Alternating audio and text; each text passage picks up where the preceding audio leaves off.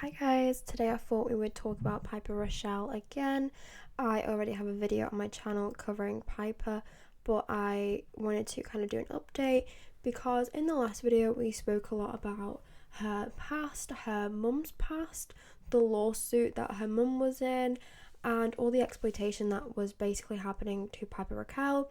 And if you haven't watched that, I would recommend watching it before this, but if not, it's okay because a lot of the things covered in this video are kind of new topics which the internet has brought to light. Let's start off on a positive note, which is that Piper's brand army was actually taken down. Now, before you celebrate, I do not think this was Piper's doing, nor was it her mum's. I think Brand Army's team had actually just taken a page down because there were so many eyes on the company and not in a good light, and it wasn't given them the best rap.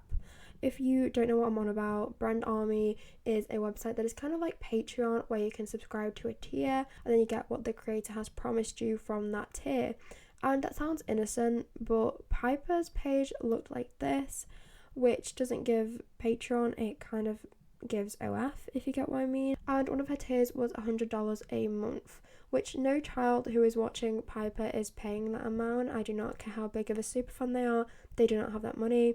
So this is obviously a page set up for creeps, so I'm happy that it got taken down. The big question is, how many other pages like this does Brand Army actually have that they are keeping up because there's not a lot of eyes on them?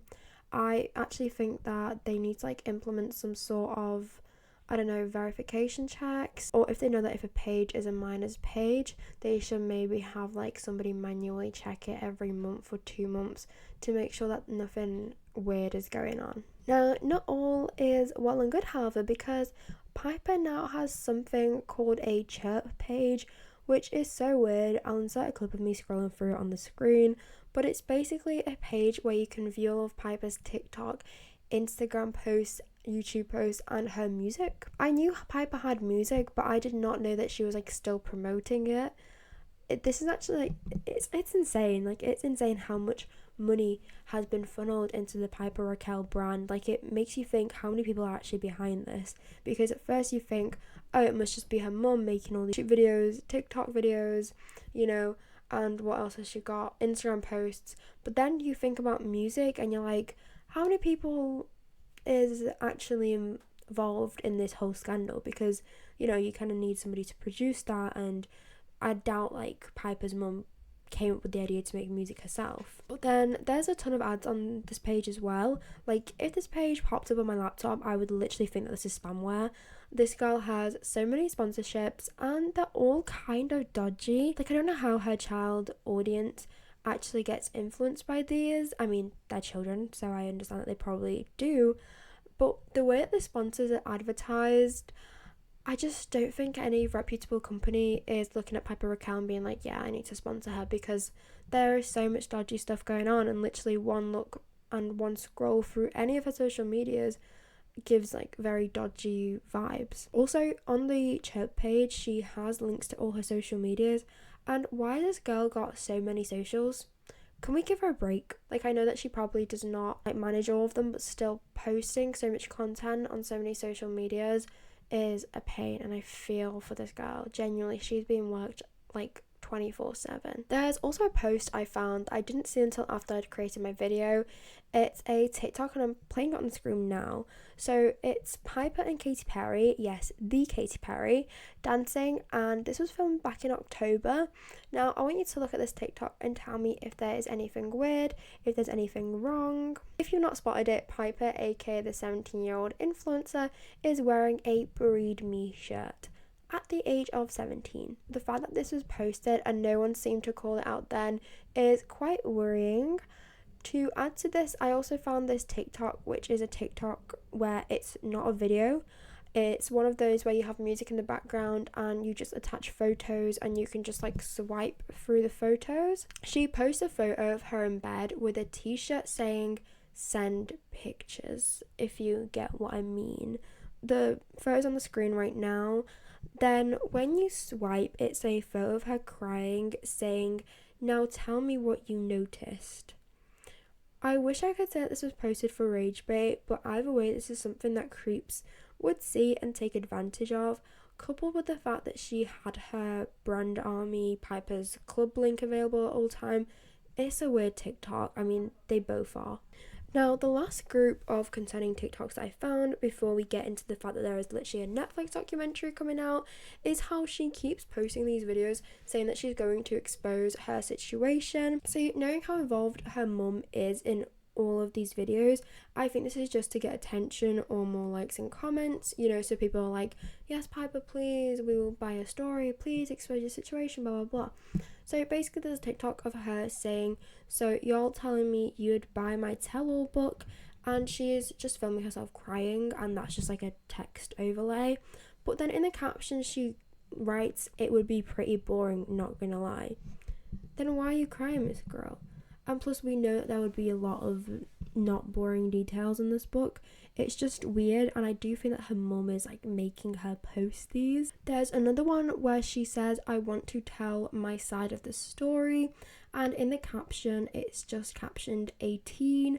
So basically alluding to the fact that when she is 18 she will spill her side of the story, which I really do hope this is the case. A lot of speculation has been going on about what will Piper Rockelle do when she turns 18. Now, I am working on a video on Danielle Cohen, and I think these situations are very alike. However, Danielle was isolated, whereas Piper actually had a squad, which everybody in the squad was abused by her mum as well as Piper. I think that when she turns 18, she may just follow down the route of continuing to post suggestive photos, suggestive videos, and sadly I feel like she may actually open up an OF. Genuinely, I think it's because we've normalized this in our culture already. Like, it's quite normal for popular influencers to open up an OF as soon as they turn 18. Think Danielle Bregoli. When she turned 18, she opened up an OF, and she's actually one of the highest earners on OF, I'm pretty sure. I think that Piper will potentially follow down that route. I don't think Piper will like quit social media, release a tell-all book and get a normal job. I just don't think that's realistic, and I know that a lot of people are hoping for that, and I am hoping for that as well.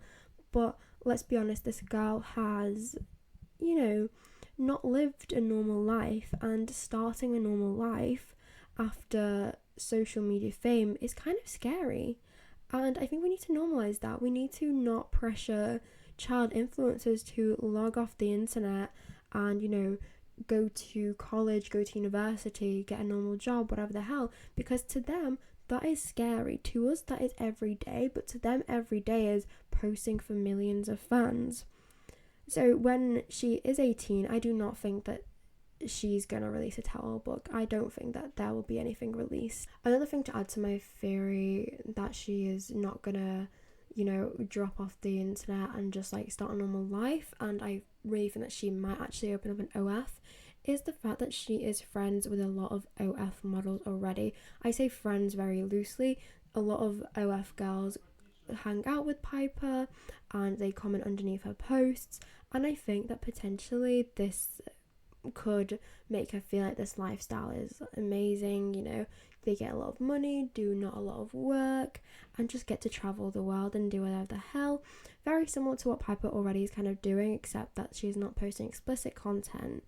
Also, we say she kind of is, to be fair. She kind of was on Brand Army. In my last video we went into what she was posting on Brand Army, and that content was actually kind of dodgy. So to be fair, for her during OF and making a lot more money on OF than all her other social medias combined is a very real possibility, and I would not be surprised if she does that, and I will not shame her if she does that, because this poor girl has been through the ringer in her life, like since day one. Genuinely, with a mother like this, who needs haters at this point? The last thing I want to talk about is a Netflix documentary that is coming out about Piper Rockelle's lawsuit.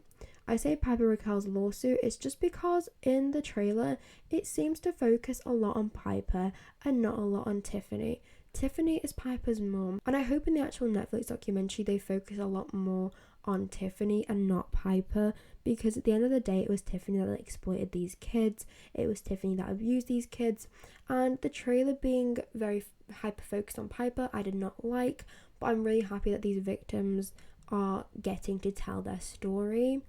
It is a documentary that I'm looking forward to actually like watching, and I think that this year and last year we have started to open our eyes up to how damaging child influencing is, how damaging family vloggers are. I think a massive reason this is the Ruby Frankie case that opened a Pandora's box into family vlogging and how exploitative it is, and how a lot of kids don't actually want to do it. I'm not gonna lie, if I was 10 and 11 and my parents sat me down and they were like, hey, we're gonna start family vlogging, I'd be like, why? Like, that would not interest me as a kid. I know for adults it's a little bit more fun, but for me as a kid, I'd be like, why are we filming everything? That's kind of all the updates I have on Piper Rockelle.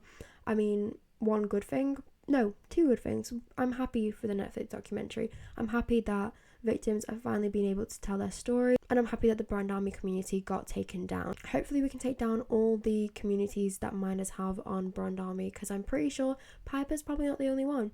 They probably copied that from somewhere. Thank you guys so much for watching, and I will hopefully see you in another video. Bye bye.